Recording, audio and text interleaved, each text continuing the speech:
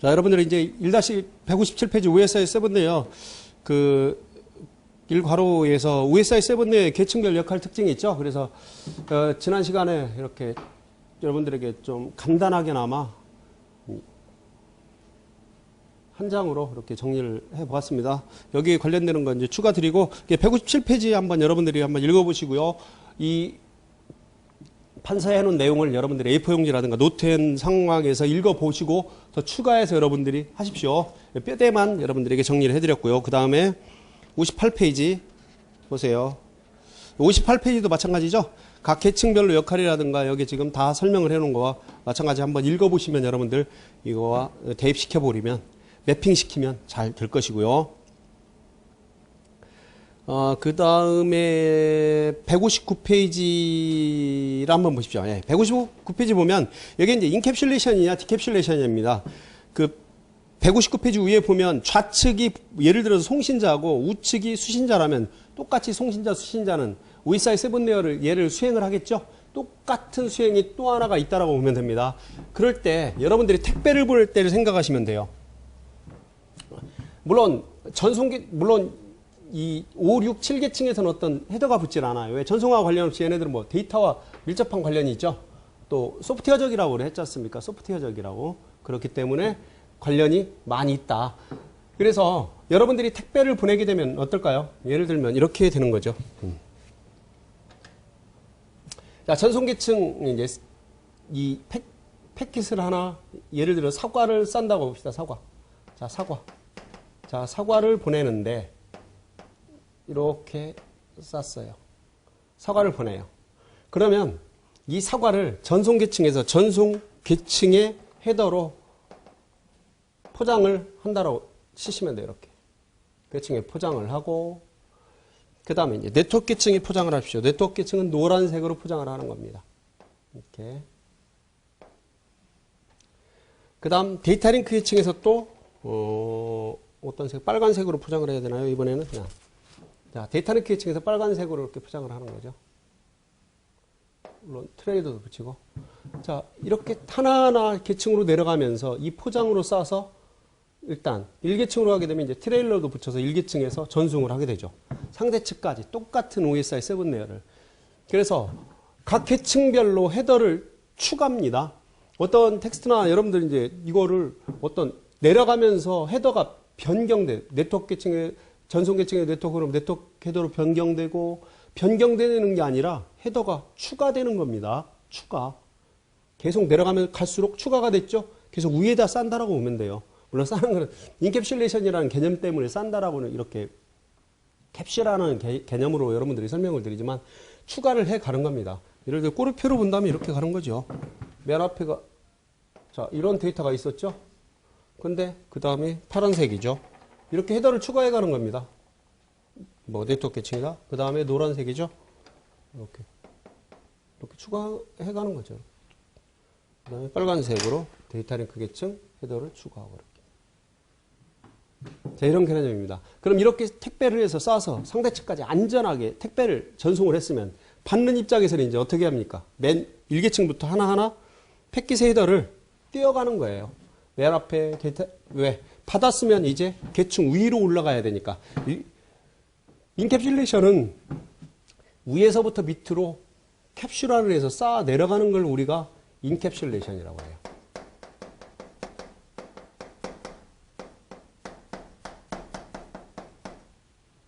그럼 택배를 다 쌌죠, 지금.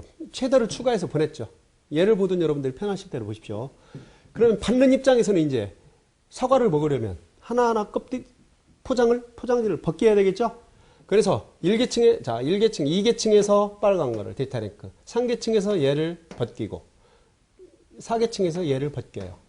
그럼 이 사과가 응용계층 가서 원하는 사용자가 사과를 먹을 수가 있겠죠?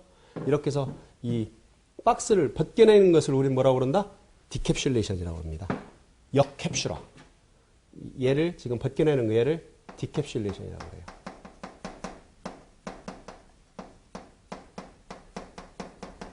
얘를 역캡슐화라고 한다. 포장지를 싸고 헤더를 추가하는 것을 인캡슐레이션. 싸서 상대 측까지 안전하게 보내면 상대 측에서는 이제 하나하나 올라갈 때 계층을 올라갈 때마다 헤더를 제거해내는 거죠. 포장지로만한 포장을 벗기는 겁니다. 계층마다. 그리고 사과만 딸랑 꼴랑 나오면 그걸 우리는 사과를 맛있게 먹으면 되는 거죠. 그래서 인캡슐레이션 과정과 상대 측에서는 디캡슐레이션 과정을 거쳐서 우리는 안전하게 사과를 먹을 수가 있게 된다는 겁니다. 자전에 사는 사람이 보내면 서울 사람에게 서울 사람은 받아서 디캡슐레이션을 해서 사과를 꺼내 먹겠다는 얘기죠. 그래서 인캡슐레이션과 디캡슐레이션을 설명한 것이 159페이지의 그 그림입니다. 자, 여기까지 하게 되면 OSI 7네요. 마치게 되는 거죠. 한번 여러분들 읽어보시고. 그 다음에 160페이지 보면 이제 TCP/IP가 나오죠. TCP/IP도 그 TCP/IP 개요 이런 것들이 다 이게 나오고요. 그 161페이지 위에도 인캡슐레이션, 디캡슐레이션을 간단하게 또 한번 중원부원 설명을 해놓은 겁니다. 잘 보시면 되고요. 그 다음 밑에 이제 동그라미 2번 TCP/IP가 나오죠. 그래서 IP 주소가 나오게 돼요. IP 주소. 자, IP 주소를 한번 보겠습니다.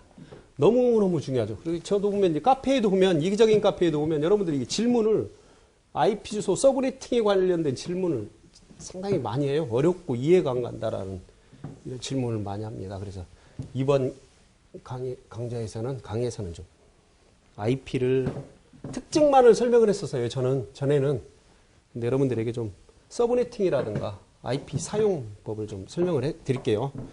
왜냐면 얘가 시험에 잘 나오죠. 그리고 IP를 이해하면은 네트워크를 혹자는 뭐 3분의 1 반절을 끝냈다라고 보거든요. IP를 잘 좀 이해를 하시기 바랍니다. 서브네팅 특히나. 자, IP 주소가 여기 나오게 되죠. 1번. IP 주소입니다.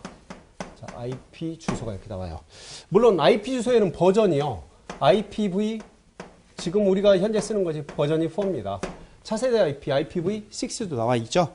하나하나 보면서 키워드만 여러분들에게 설명을 드릴게요. 자, TCP/IP 프로토콜의 가장 기본적인 IP 주소 체계이다. 그렇죠? 대부분의 네트워크상에서 사용하는 IP 주소 체계이고 지금 사용하고 있고 IPv4. 그다음 통신 대상이 되는 노드들은 IP 주소를 할당받아 사용할 수 있다. IP가 특히나 이제 공인 IP가 있어야 되는데요. IP 주소에는 공인 IP가 있고 공인 IP 주소가 있고 사설 IP 주소가 있어요. 일단 단 하나의 공인 IP 주소는 있어야지만 인터넷에 나갈 수가 있다라고 여러분들이 기억을 하시면 됩니다. 특징, 네트워크 주소 플러스 호스트 주소로 구성이 되어 있다. IP 주소는 네트워크 주소 플러스 호스트 주소로 되어 있다라는 거. 자, 네트워크 주소 플러스 호스트 주소로 이루어져 있다. 주소로 이루어졌다. 뭐는? IP 주소는. 구성입니다. 구성. 자, 그 다음 네트워크 주소, 호스트 주소는 서브넷 마스크로 구분이 된다. 그렇지. 얘는 뭐로 구분이 된다? 서브넷 마스크로 구분이 된다는 얘기입니다. 얘의 구분은.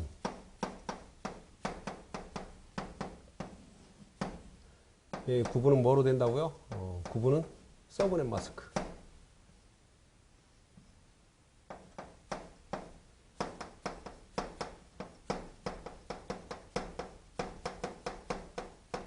물론 서브넷 마스크는 라우터가 IP를 라우팅을 할 때 IP 패킷을 헤더를 보고 내 네트워크인지 아니면 외부 네트워크인지를 구분을 할 때도 서브넷 마스크는 사용하게 됩니다. 물론 그런 의미로 여기서는 네트워크 주소와 호스트 주소, 네트워크 주식회사? 네트워크 주소와 호스트 주소를 나눈다는 의미가 그런 의미를 가지고 있는 겁니다. 서브넷 마스크는 네트워크 주소와 호스트 주소를 나눈다는 얘기가 또 다른 의미로는 내 네트워크와 다른 네트워크를 구분해낼 수 있다는 거, 이걸 좀 꼭 기억을 하시면 되고요. 서브넷 마스크가 하는 일이다. 그 다음 비신뢰성, 비연결성 프로토콜이다. 비신뢰성, 비연결성 프로토콜이다. 여기에 비신뢰성, 비연결성이라는 얘기가 나오죠. 왜 여기만 지웠겠습니까? 앞에만. 여기에서의 이 TCP는 연결형입니다. 연결형 프로토콜이다. 그럼 UDP는 비연결형입니다. 비연결형 프로토콜이라. 당연히 IP도 비연결형입니다. 여러분들 시험이나 우리가 지금까지 배워서 연결형 프로토콜은 다 뭐? TCP입니다. 나머지는 다 비연결형. 자, 연결형이기 때문에 신뢰성이 있다라는 얘기입니다. 신뢰성. 신뢰성 프로토콜이다. 비연결형이기 때문에 얘는 비신뢰성이에요. 그러잖아요. 여러분들이 예를 들어서 어떤 누구한테 뭐를 줄 때 직접적으로 딱 정해놓고 주는 것과 그냥 뭐 가지고 있다가 대충 이거 누구 주지 이거 하다가 주는 거 신뢰성이 있어요 없어요? 없다라는 얘기죠. 여러분들이 예를 들어서 대전에서 서울을 가는데 나는 천안을 거쳐서 어디를 거쳐서 서울로 갈 거야라고 정해놓고 그냥 가는 것과 무작정 차를 몰고 나와가지고 어디 갈까 이리 저럴까 하다 보면 어떻게 해요? 기름만 많이 닳고 시간만 계속 잡아먹고 있는 거죠. 신뢰성이 없다는 얘기죠. 자, TCP는 연결을 딱 시켜놓고 전송을 해버립니다. 그렇기 때문에 신뢰성이 있는 거죠. 비신뢰성, 얘는 연결해놓습니까? 안 해놓습니까? 그때 달라요. 이리 갈까 저리 갈까 다르다는 거예요. 비연결성. 그 중에 IP도 비연결성이다. UDP와 마찬가지. 일단 신뢰성 있는 프로토콜은 여러분들은 TCP만 기억을 해도 그렇게 무리 없어요. 무리 없어요. 그러면 TCP를 기반으로 돌아가는 응용계층 이러한 프로토콜은 신뢰성이 있는 프로토콜, 없는 프로토콜? 당연히 신뢰성이 있죠. 왜? TCP를 기반으로 연결형 프로토콜을 기반으로 한 포트를 이용하는 응용계층 프로토콜이기 때문에 비연결형인, 비신뢰성인 UDP를 사용을 하는 얘의 기반인 응용계층 프로토콜은 신뢰성이 있다, 없다? 없다라고 보는 거죠. 왜? 얘 기반이니까. 그런 식으로 연결해서 여러분들이 기억하죠. 예를 들어서 FTP를 설명을 하면서 다음 중에서 FTP 설명으로 옳지 않은 것을 했는데 신뢰성이 없는 프로토콜이다. 틀리다라는 얘기죠. 왜? TCP 기반이기 때문에 얘도 신뢰성이 있는 프로토콜이죠. 왜? 커넥션이 이루어지거든. TCP는 나중에 이제 TCP 설명할 때 트랜스미션 컨트롤 프로토콜이라는 TCP를 설명을 할 때 3웨이 핸드쉐이크도 여러분들에게 설명을 할 겁니다. 왜냐면 나중에 심플러딩이라 이런 공격 때문에도 설명을 드릴 건데 다 이 연결을 시킨 다음에 데이터를 전송하는 이런 것들을 다 연결형이라고 합니다. 하지만 UDP나 IP는 정해놓고 가는 게 아니라 태그만 붙여서 라우터가 태그를 읽어서 이리 보낼 수도 있고 저리 보낼 수도 있고 그죠? 되돌아올 수도 있고 못 보낼 수도 있고 이러한 연결성이다. 왜? TCP는 연결이 되지 않으면 데이터 전송을 하지 않기 때문에 연결되면 그대로 연결된 통로를 통해서 전송하기 때문에 신뢰성이라는 거. 자, 비신뢰성이 나왔기 때문에 또 추가를 했습니다. 잘 기억해야 돼요. 여러분들 이 판서하는 내용 내가 수업 이 강의 시작할 때 처음부터 얘기했죠. 이 판서를 하는 내용은 시험 문제이자 답이라고 그랬습니다. 한 톨도 여러분들이 놓치지 말고 이해하려고 노력하라. 암기 나중에 가면 다 이해됩니다. 이해. 자, 특징이었었고요. IP가 비신뢰성이라는 거, 비연결형이라는 거 기억을 하시고. 자, 세 번째 주소 체계 32비트 구성으로 되어 있다. 뭐 32비트 구성은 이거 대한민국에 태어났으면 다 할 거 아닙니까? 여러분들 뭐 또 특히나 여러분들 많이 공부를 하셨기 때문에 뭐 32비트 좋아요. 적어볼까요? 32비트죠. 자, 32비트로 이루어졌다. 자, 필드를 한번 볼까요? 이렇게 보고 4개의 필드로 이루어져 있죠? IP가.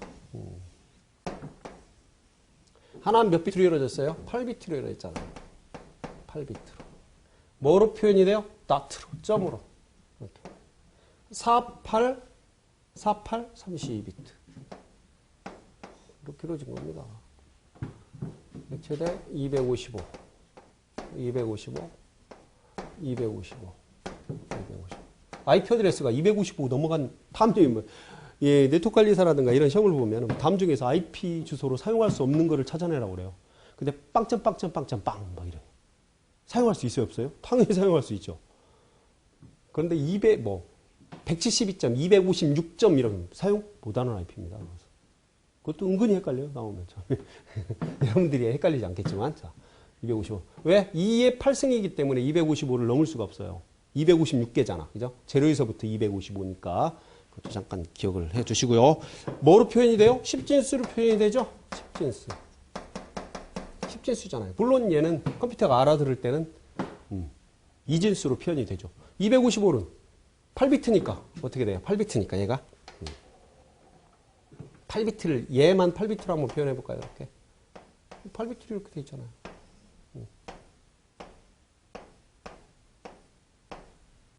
8비트. 255라는 얘기는 뭐야? 다 1이라는 얘기죠. 이렇게. 그래야지 1, 2, 4, 8, 16, 32, 64, 128. 다 더하면 255 나오잖아요. 그리고 250은 250점 뭐 예를 들어 그렇게 계산하지만 다른 IP로 또 한번 표현해 볼까요? 다시 자 IP를 지금 시작을 한 겁니다. 여러분들이 IP를 좀 이해하셔야 돼요. 네트워크를 봉합하는데 IP 모르면 꽝이죠. 뭐 그제 막 지금 막 원전에 뭐 정보가 유출되고 지금 사이버 공격 앞으로는 이제 사이버 공격입니다. 물리적인 공격은 너도 나도 다 죽을 줄 알기 때문에 하지 않아요. 특별한 지역에서만 하는 거죠. 지금은 사이버전이 무섭습니다. 제가 얼마 전에도 원전 했죠. 이제서 원전 공격하죠. 앞으로는 더 합니다. 서울 지하철 전산방 공격하면요. 지하철이 다 서버려. 그죠? 스탁스넷 해서 뭐 이란 원전 뭐 처음 나왔었지만 보안이 여러분들 열심히 공부하시면 앞으로 미래의 전망이 많습니다. 잘 공부를 하십시오. 210점 뭐 171점, 36점,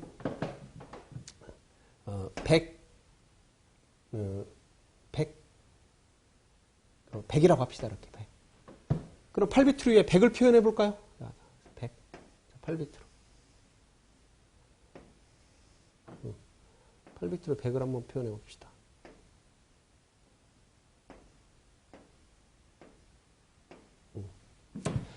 일단 여러분들 1248로 나오십시오. 뭐 어떤 학생은 10의 0승 곱하기 하지 마십시오. 여러분들. 지금 하지 마십시오. 여러분들 부탁드릴게요. 부탁.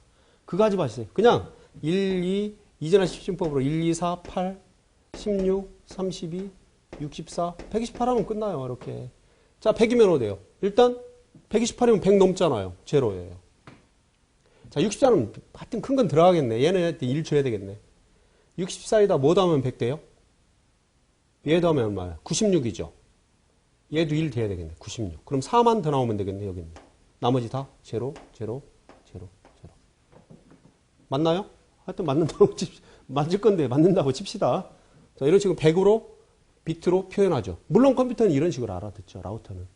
그죠?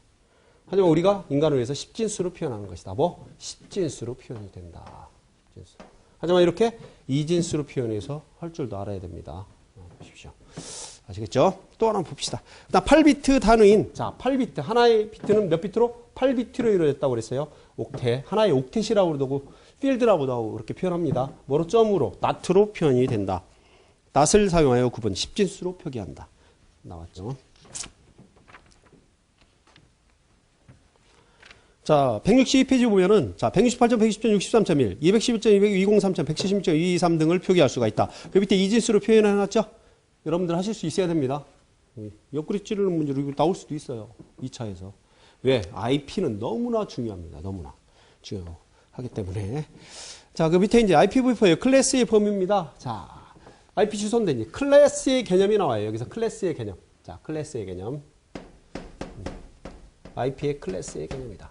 그럼 IP는 클래스가 총 몇 개인가요? 5개의 클래스. 어떤 학생은 3개의 클래스로 기억하는 게 아닙니다. 5개의 클래스로 구성이 되어 있습니다. 첫 번째 A 클래스, 그 다음 B 클래스,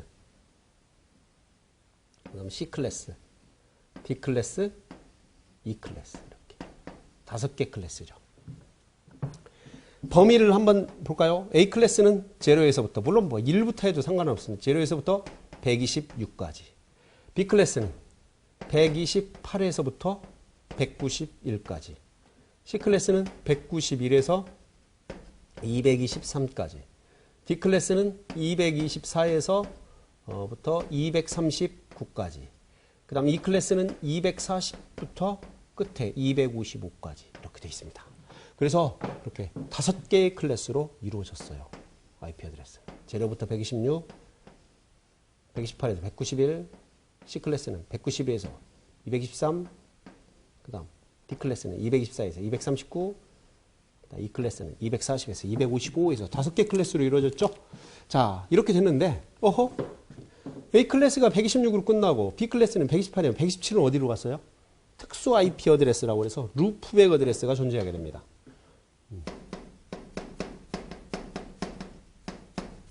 특수 IP 주소라고 그래서 루프백 주소가 있어요. 루프백 어드레스 또는 루프백 주소라고 합니다. 127점 없잖아요. 그죠? 127이 0.0.1 이 특수 IP 어드레스가 여러분들 컴퓨터 안에 윈도우즈를 설치하면 뭐 윈도우즈 설치하는 게 아니라 시스템이 탄생하면 인터페이스에 기본적으로 생성되는 인터페이스를 우리가 루프백 인터페이스 자체의 랜카드의 에러라든가 이런 거 오류를 체크하기 위해서 사용하는 이런 특수한 인터페이스 어드레스가 기본적으로 설정이 돼요. 그렇기 때문에 공인 IP에 127대에는 부여되지 않는다는 얘기입니다. 그래서 A 클래스에서부터 C 클래스가 우리가 공인 IP로 공인 IP 주소로서 부여하는 IP 어드레스 대역이죠. 그 다음 D 클래스는 뭐로? 테스트용으로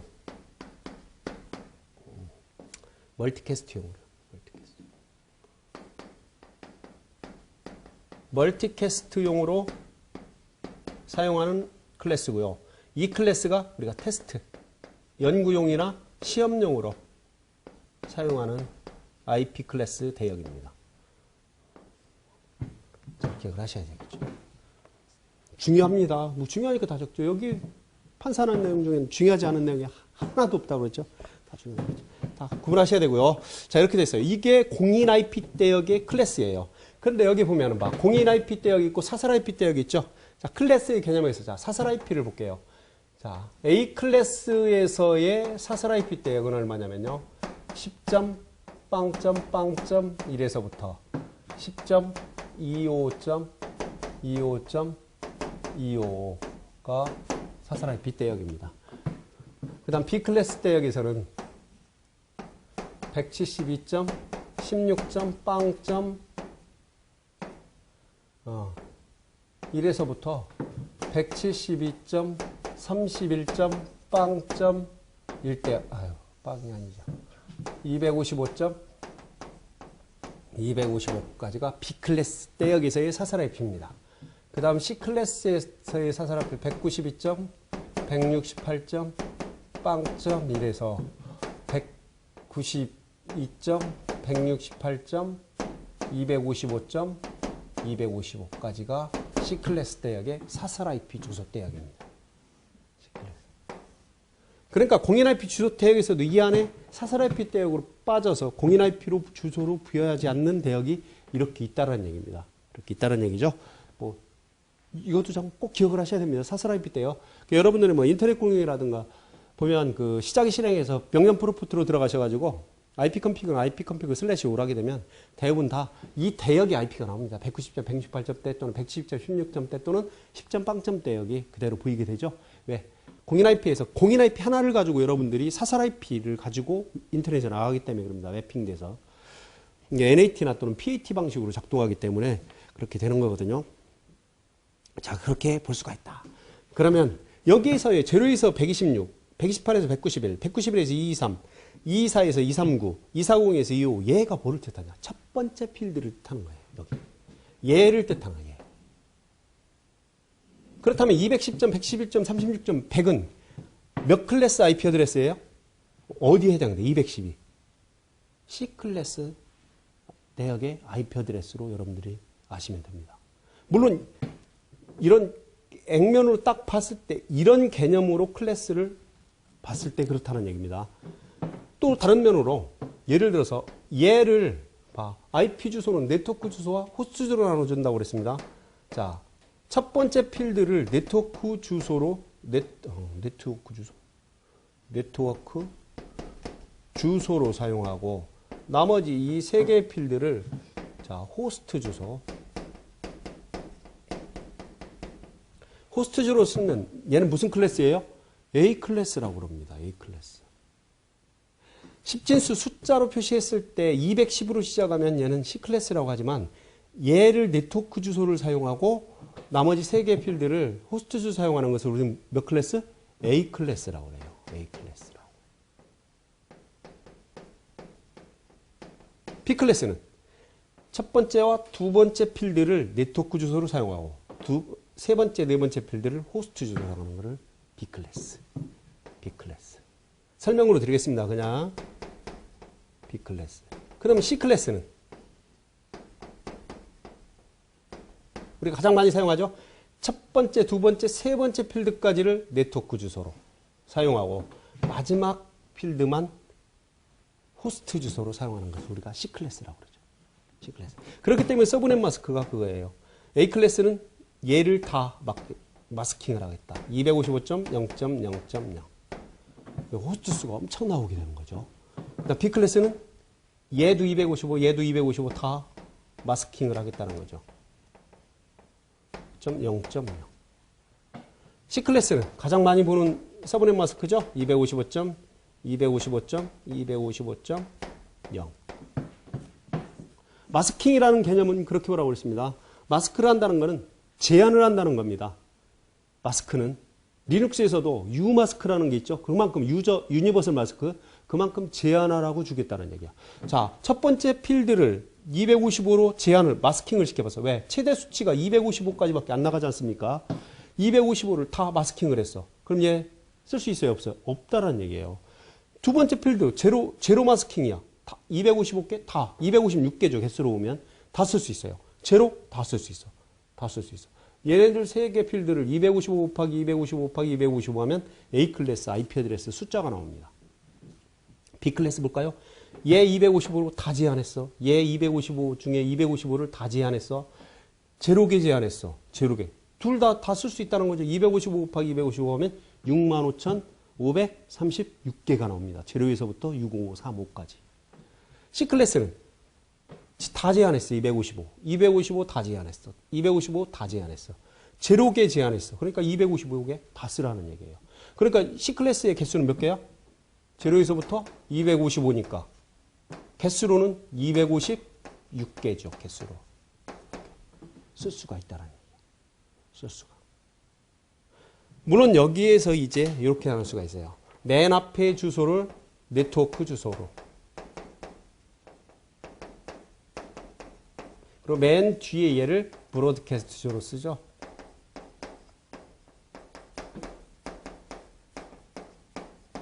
그렇기 때문에 실제 가용 IP라고 그럽니다. 가용 IP 쓸 수 있는 IP는 1번부터 254번까지 쓸 수가 있죠. 토탈 그러니까 256개를 부여해주면 C클래스를 부여해주면 254개를 쓸 수가 있다는 얘기입니다. 254개를. 자, 그래서 A클래스, B클래스, C클래스라고 합니다. 이런 10진수 범위로 봤을 때는 첫 번째 필드만 가지고 클래스 개념을 여러분들 얻어내는 겁니다. 210은 이 사이에 있으니까 C클래스고, 또 하나 서브넷 마스크로 봤을 때 첫 번째 필드를 네트워크 주소로 보는 25.빵점빵점빵일 때는 A클래스, B클래스는 2525.0.0 B클래스, C클래스는 25.25.25.빵일 때 C클래스라고 한다. 또 하나 이제 비트 개념으로 보는 겁니다. 비트 개념으로. 자, 비트 개념도 첫 번째 필드의 비트 개념으로 보는 겁니다. 첫 번째 필드에. 자, 여기 8비트로 표현하겠습니다. 비트 개념으로 볼 때. 8비트로. 여러분들 이거 잘 이해하십시오. 시간만 많으면 이 IP 어드레스를 한 2시간 정도만 하면 충분히 서브네트까지 설명을 드리는데, 일단 최대로 한번 제가 밀어붙여 보겠습니다. 여러분들. 자, 이렇게 8비트면, 자, A 클래스일 경우에는, 자, 8비트일 경우에, 자, A 클래스일 경우는 첫 번째 비트에 뭐가 오느냐? 제로가 옵니다. 제로. 그리고 나머지는 다 1이 되겠죠. 보세요. 우리가 예를 볼까요? 항상 1, 2, 4, 8, 16, 32, 64, 128. 128이 제로 되니까 나머지 다 더하면 얼마예요? 127이 나오잖아요. 그러니까 제로서부터니까 128개가 나오는 거예요. 보세요. 제로에서 127까지 나오잖아. 물론 여기 루프백 주소로 사용은 특수 IP 어드레스 사용하고 있지만 첫 번째 비트가 제로에는 변경이 불가능합니다. 제로 비트는. 첫 번째 필드에 첫 번째 비트는 제로가 박혀 있으면, 설정이 되어 있으면 얘는 A 클래스예요. 그렇잖아. 범위가 117까지밖에 못 가잖아요. 얘가 제로가 돼버리면. 다 1이라 할지라도. 자, B 클래스를 볼까요?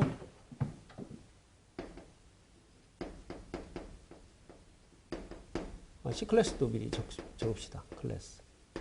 자, 자, B클래스를 한번 보면요. B클래스는 뭐? 제로? B클래스는 제로 1이죠? 응. 아, 1, 제로지, 1, 제로. B클래스는. 제로 1이 아니라 얘가 1, 제로.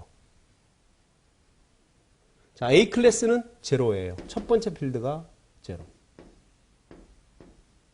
자, B클래스일 경우는 첫 번째 필드에 첫 번째와 두 번째 필드가 1, 제로로 온다는 거예요. 1, 제로. 1, 제로가 박힌다는 거죠. 이렇게. C클래스일 경우는 비트를 3개를 사용합니다. 3개를. 맨 앞에서부터 3개입니다. 여기도 다 그렇죠? 이렇게. 3개 비트인데 1, 1, 제로가 온다는 거죠. 보세요. B클래스만 먼저 계산해 볼까요? 1, 제로 가면 64가 제로 사라져요. 다 더하면 얼마예요? 191이 나옵니다. 다 더하면 191. 더 나갈 수가 없죠. 이 빨간색으로 하는 제로나 1, 제로, 1, 1, 제로. D클래스는 1, 1, 1, 1, 1, 1, 1, 제로입니다. 1, 1, 1, 제로. E클래스 1, 1, 1, 1, 제로. 이렇게 나가요.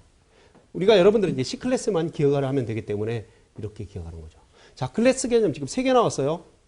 자, 10진수로 첫 번째 필드, 그 다음 서브넷 마스크로 25.빵이냐, 2525.빵이냐, 2525.빵이냐.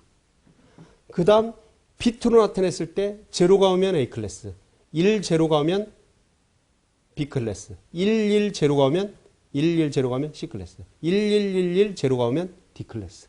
그럼 239까지밖에 안 나오거든요. 여러분들 이해하실 수 있죠? 시간이 없어가지고 일단 여기까지 여러분들에게 설명을 드리도록 하겠습니다. 자, 그리고 또 추가되는 게 있으면 여러분들에게 추가로 더 추가적으로 설명을 드릴게요. 그것이 이제 162페이지에 나와 있는 그런 클래스, 범위, 개념, 10진수, 2진수 이렇게 나눠주는 거죠. 자, 그 다음 그 동그라미 보면 슈퍼네팅이 있어요. 슈퍼네팅 보면 이제 6번 서브네팅부터 보세요. 주어진 서브넷 마스크의 주소, 호스트 주소 영역을 네트워크 주소 영역으로 사용하는 것이다. IP 주소를 효율적으로 사용할 수 있으며 트래픽의 제어와 관리가 가능하고 하나의 네트워크를 여러 개의 서브 네트워크로 나눌 수가 있다. 자, 서브네팅입니다. 서브라는 건 밑이죠. 자, 보세요. 우리가 C클래스를 이렇게 하나를 받았어요. IP를. C클래스 받았다면 서브넷 마스크가 얼마냐면 자, 255.0예요. 그렇다는 얘기는 뭐야? IP 어드레스를 256개 그러면 실질적으로 쓰라는 건 뭐야? 254개를 쓰라는 얘기죠. 그런데 이 IP 대역을 PC가 50대인 어떤 회사에 부여를 했다고 칩시다. 그러면 256개 중에 그냥 액면가로 보자고요. 256개 중에 50대를 써요. PC가. 그럼 200개가 허비가 되고 있는 겁니다. 하나의 네트워크에 서브 네트워크에 IP를 부여를 하게 되면 그 IP는 다른 네트워크에 부여할 수가 없어요. 주기 전에 아예 나눠서 주면 모를까. 그런데 기존의 우리의 클래스는 A클래스, B클래스, C클래스 이렇게 나눠져 있기 때문에 이걸 나눠서 줄 수가 없었다는 얘기죠. 자, C클래스 중에서 여기를 볼까요? 여기까지가 지금 C클래스고 얘 256개 중에서 지금 우리가 쓰는 거 아닙니까? 근데 이러다 보니까 너무 IP가 허비가 많이 드는 거죠. C클래스를 부여해주면. D클래스는 부여해줄 수도 없고 E클래스도. 그렇다고 B클래스 하면 65,000개를 줄 수는 없는 거 아니야. PC 50대 있는 회사에다가. 그래서 너무나 아까우니까 이 이제 이게 정상적인 C클래스의 네트워크인데 서브네트라는 거는 이 밑에를 더 나눠주자 이거예요. 나눠서 쓰자 이거야. 그렇잖아요. 이거 250개를 50대 있는 회사에다가 부여해버리면 200개가 허비되는데 그래서 그걸 나눠서 쓰자 해서 밑으로 나누는 것을 우리가 뭐라고 하냐면 밑이기 때문에 서브 네트워크입니다. 위에를 네트워크를 더 풀어서 많이 쓰자라는 개념이 뭐야? 슈퍼 네트워크입니다. 슈퍼네팅. 밑으로 잘게 나눠서 쓰자를 우리는 서브네팅이라고 하는 거죠. 서브네팅. 그러면 256개를 나눠보자 이거죠. 비트로 나눌 수가 있어요. 그래서 얘를 서브네트를 비트를 얘를 나누게 되면 얘까지 서브넷 마스킹을 하게 되면 자 128개를 막아버리는 셈이 되죠. 그러면 얘는 토탈 128개인 서브 네트워크가 몇 개가 나눠지냐면 256개를 128개로 나눠버리면 어떻게 해요? 128로 2개가 나오잖아. 원래 네트워크는 C클래스 네트워크 하나였는데 이제는 몇 개가 나눠져요? 서브 네트워크가 2개가 이렇게 나눠지는 거예요. 0에서부터 127, 128에서부터 128에서부터 255. 라는 두 개의 이런 네트워크가 생기는 거죠. 이렇게 표현할까요? 두 개의 네트워크가 나눠지는 거죠. 그러면 50대인 PC, 그 회사에다가, 자, A 서브넷과 B 서브넷이 있어요, 이렇게. 자, 50개인 그런 회사에다가 A 서브넷을 0에서부터 128개 하면 차라리 200개가 협의되는 게 아니라 한 70개 정도가 협의되는 거죠. 7, 80개가. 그게 차라리 더 낫죠. 또 다른 회사에서 한 100개인 PC 대수가, 사원수가 100명 정도인 그런 회사에다 IP를 부여해달라고 들어오면 128개 B 네트워크를 부여해주면 뭐 20개 정도만 협의되고 또 신입사원이 들어올 수도 있으니까 충분하죠? 이것도 너무 아까워요. 여기 50대밖에 없는데 128개 주기도. 그래서 또 하나를 서브네팅을 해버립니다. 그게 첫 번째. 자, 여기까지가 몇 개예요? 888, 38에 24비트죠? 24비트. 토탈 32비트 중에 24비트죠? 첫 번째 25비트까지 서브넷 마스킹을 하니까 서브넷이 두 개가 나오죠. 25비트 마스킹, 24니까 여기까지가 25비트 마스킹 하니까 서브넷이 두 개가 나와요. 26비트 마스킹을 하니까 64로 나눠보세요. 서브넷이 4개가 나오죠. 64로 이렇게 4개가. 그러면 IP를 뭐예요? 64개씩 나눠줄 수가 있다는 얘기예요. 0에서부터 63, 64에서부터 95, 96에서부터 96이 아니죠. 64. 그다음 127. 그죠? 127. 128에서 191. 192에서 255. 그래서 50개의 회사에 해당하는 64개를 부여주면 충분히 쓸 수 있죠? 그래서 밑으로 서브네팅에서 이렇게 나누면 나눌수록 서브 네트워크 수가 남고 256개를 조금씩 나눠서 부여할 수가 있다라는 얘기죠. 그 얘기는 뭐야? 서브네팅을 한다는 얘기는 서브네팅을 한다는 얘기는 뭐? IP를 여기서 그 얘기가 나오는 거죠. 그래서 서브네팅을 한다는 얘기는 뭐예요? IP 주소를 효율적으로 쓸 수가 있다. 효율적 사용하기 위해서 서브네팅을 한다. 이게 효율적으로 사용하기 위해서. 그런 얘기가 나오지 않습니까? IP 협의되는 거를 방지할 수 있다는 거죠. 예전에는 그냥 A 클래스, B 클래스, C 클래스로 이렇게 부여해 줄 수밖에 없어요. 이걸 클래시피케이션이라고 그래. 그게 아깝기 때문에 이제 서브네팅이라는 개념이 밑으로 이렇게 잘게 쪼개서 줄 수 있도록 만들어지는 거죠. 물론 나중에 VLSM, Variable Length 서브넷 마스크라고 그래서 그게 나오게 돼요. 이것도 비효율적이기 때문에. 일단 여러분들 서브네팅 개념 이해하시나요? 너무 짧게 설명했나요? 기회 되면 또 한번 설명하고요. 카페에 질문하십시오. 이 IP만 가지고도 이거 몇 시간 정도 하시면 이게 알아야 되거든요. 그런데 IP를 이해하기 못하는 학생들이 꽤나 많아요. 이 정도까지 해보고 또 추가적으로 나오면 하겠습니다. 자, 그럼 슈퍼네팅은 한번 이렇게 해서 서브넷 마스킹이 되면 얘를 더 이상 쓸 수가 없지 않습니까? 풀어서 쓰는 거죠. 더 많이 쓰려고. 그래서 슈퍼네팅과 서브네팅 개념을 여러분들이 좀 잘 알아두시라는 개념입니다. 그리고 한번 잘 읽어보시면 됩니다. 그 개념을 책에 나와 있죠. 그 다음에 이제 제로 마스크라고 나오는 건데 얘는 이제 항상 올 제로와 올 1이 서브넷과 같은 상황에서 앞뒤 주소를 낭비 없이 사용하는 기술이다. 왜 그러냐면 IP가 C클래스 하나 부여주면 0에서부터 255 쓰는데 보세요. 제로는 뭐로? 네트워크 주소로 또는 255는 브로드캐스트 주소로 쓰기 때문에 얘를 못 쓰는 거죠. 그것까지 풀어서 쓰겠다는 거죠. 너무나 아까워서. 그게 이제 제로 마스크라고 합니다. 여기까지 사용할 수 있도록 만드는 거 여러분들이 좀 잘 알아두시고 그 밑에 나오는 게 CRDI, 클래스리스 인터도메인 라우팅. 이렇게 해보니까 라우터는 원래 만들어지기를 그렇지 않았습니까? A 클래스, B 클래스, C 클래스를 딱딱 처리할 수밖에 없게 만들어졌는데 이걸 서브네팅으로 나눠놓으면 라우터가 인식을 할 수 있겠어요? 없겠어요? 없다라는 얘기죠. 그래서 그것까지도 인식해서 라우팅까지 가능하게 만들어 놓은 것이 CIDR입니다. IP를 이렇게 쪼개놨으면 라우팅을 할 때도 쪼개놓은 식으로 라우팅이 가능하도록 만들어 놓는 이걸 우리가 CIDR이라고 합니다. 서브넷을 한 네트워크에 다시 합쳐 표현하는 개념이다. 그게 그겁니다. 얘를 인식을 해서 라우팅이 가능하도록 만든다라고 여러분들이 기억을 하시는 게 더 쉽습니다. 자, CRDR 하기 위해서는 고정된 그런 네트워크 비트가 동일한 경우 표현이 가능하다. 그렇죠. CRDR은. 인터넷 서비스 공급자는 자신이 할당받은 주소 공간 중 클라이언트가 요구하는 양만큼만 공급하여 주소 공간 낭비를 방지한다. CIDR. 나중에 이제 VLSM도 이 개념하고 유사하게 나중에 가게 되는 거죠.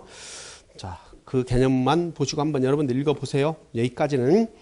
그 다음 그 밑에 이제 랜 통신 방식에서 IP, 지금 IPv4의 통신 방식이 나오죠. 자, IPv4의 지금 IPv4 이런 개념 여러분들이 한번 잘 정리하고 반복해서 동영상에 한번 보세요. 아니면 카페에 질문하시고 기회 되면 여러분들에게 또 설명을 해드릴게요. 시간이 너무 되기 때문에 IP만 가지고 지금 막 우리가 지지고 웃고 할 시간이 없다는 얘기죠.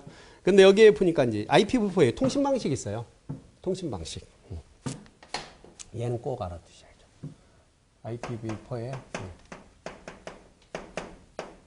통신 방식이 있어요. 방식이 첫 번째 유니캐스트가 있어요. 유니캐스트가 있고요. 두 번째로 멀티캐스트가 있어요. 캐스트. 그 다음에 브로드캐스트가 있죠.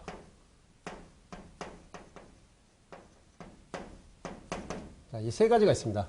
여기서 이제 하나 추가적으로 IPv6는 이 브로드캐스트가 없이 뭐가 나와요? 애니캐스트라는 개념이 도입됐다는 거 여러분들이 좀. 얘는 대놓고 시험에도 나왔습니다. 애니캐스트. 틀린 거로. 브로드캐스트는 불합리하죠. 그렇기 때문에 애니캐스트라는 개념이 인접한 인터페이스에 어떤 브로드캐스트 이 패킷을 보낼 수 있는 이런 것들 우리가 애니캐스트라고 합니다. 자, 기억을 하셔야 되고.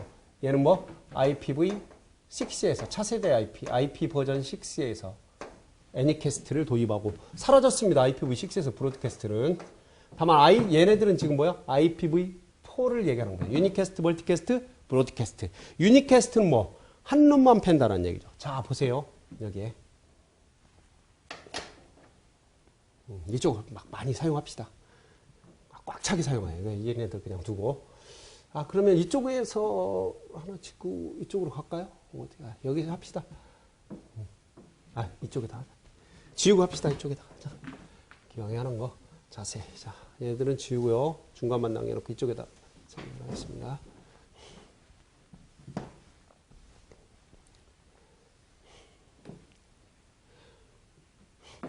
자, 이게 적죠 뭐. IPv4의 통신 방식이에요. 통신 방식. IPv4 통신 방식. 자, 유니캐스트.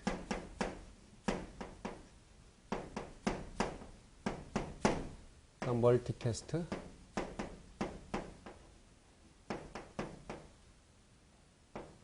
멀티캐스트. 그다음 브로드캐스트.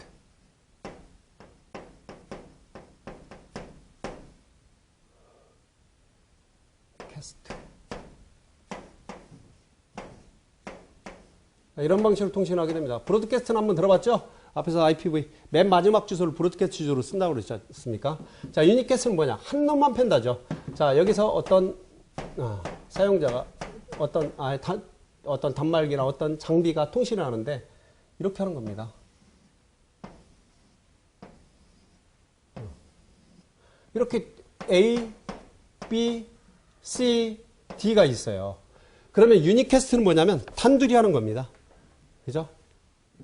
얘와 얘끼리. 자, A, B, C, D 넷이 있는데 단둘이만 주고받는 걸 우리가 유니캐스트. 한 놈만 팬다 이거죠. 한 놈만 팬다.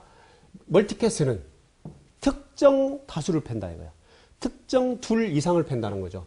자, 4명 중에 예를 들어서 2명과 통신하는 거예요. 이렇게. 아니면 3명과 통신하는 거죠. 이걸 우리가 멀티캐스트라고 합니다. 4명일 때 3명 이하로 하는 거죠. 특정 둘 이상과 통신하는 거 멀티캐스트라고 해요. 그럼 브로드캐스트는 뭐냐? 모두 다 하는 거죠. 다 이렇게. 동시에 통신하는. 전송을 모두에게 전송을 하는 것을 자, 불특정 다수에게 불특정 다수에게 전송하는 것을 우리가 브로드캐스트라고 그래요. 이건 뭐야? 방송이잖아요. 방송. 그렇죠? 방송. 방송을 보든 안 보든 무조건 방송을 때리죠? 방송을 때린다니까 좀 그렇죠? 방송을 하죠? 그게 브로드캐스트예요. 불특정 다수한테 모조리 다 전송을 하는 거야. 내가 원치 않는 사람에게도. 멀티캐스트는 4명 중에서 예를 들어서 특정 둘 이상에게 통신하는 거. 유니캐스트는 단 둘이 하는 겁니다. 근데 만약에 이렇게 뭐 본인이 하면 안 됩니다. 4명 중에 단 특정, 4명 중에 4명 특정한 사람과 통신을 한다고 해서 멀티캐스트 하면 안 됩니다. 여러 사람이 있을 때 몇 명한테 하는 게 브로드캐스트라는 거. 자, IPv4에서는 IPv4에서의 통신 방식은 유니캐스트, 멀티캐스트, 브로드캐스트다. 그럼 IPv6에서는 브로드캐스트가 사라졌다고 그랬죠? 뭐로 바뀌었다고 그러고? 애니캐스트로 바뀌었다. 애니캐스트. IPv6에 대해서는 또 추가적으로 설명을 드리겠습니다. 그럼 이렇게 해서 IPv4에 대한 설명, 특징, 또 클래스 개념, 범위, 또 사설 IP냐, 공인 IP냐, 서브네팅, 왜 하느냐, 이런 것들까지, 또 어떻게 사용할 것이냐, 또는 10진수로 된 걸 2진수로 바꾸고, 또 서브넷 마스크, 기본적인 A 클래스, B 클래스, C 클래스의 서브넷 마스크, 이런 것들을 여러분들에게 다 설명을 드렸습니다. 자, 여기까지 일단 정리하고요. 다음 시간에 또 추가적으로, 뭐 다음에는 뭐가 있나요? 이제 IPv6 했으니까 IPv4 했으니까 IPv6라든가 대기하고 있겠죠. 그래서 헤더 구조도 조금만 살펴보고 IPv6를 또 여러분들과 함께 공부를 해 보도록 하겠습니다. 여러분들 이거 잘 정리를 하셔야 돼요. IPv4, IP 개념은 꼭 좀 여러분들이 가지고 가셔야 됩니다. 자, 여기까지 마치고 IPv6 또 한번 연결해서 공부하겠습니다.